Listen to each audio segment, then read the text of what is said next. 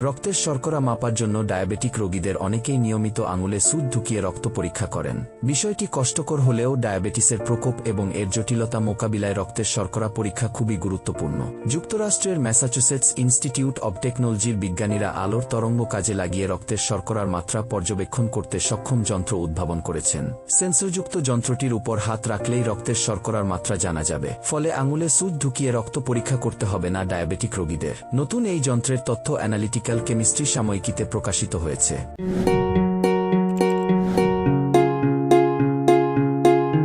নতুন যন্ত্রটির বিষয়ে এমআইটির বিজ্ঞানী জেওন হোং ক্যাং জানান, কেউই চায় না প্রতিদিন একাধিকবার নিজের আঙুলে সুচ ফোটাতে।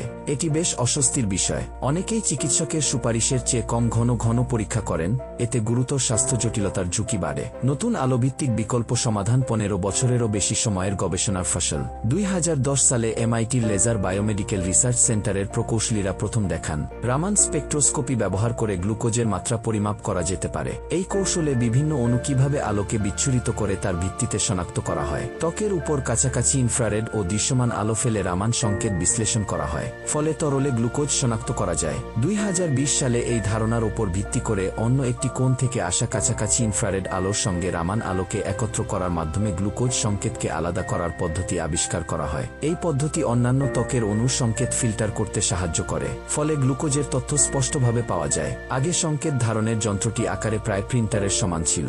দীর্ঘ গবেষণার পর বিজ্ঞানীরা এখন যন্ত্রটির আকার কমিয়ে এনেছেন, যা প্রায় জুতার বাক্সের সমান। এ বিষয়ে বিজ্ঞানী আরিয়ানা ব্রেসি বলেন, আমরা এখন মাত্র 3টি সংকেতের ব্যান্ডের উপর মনোযোগ দিচ্ছি।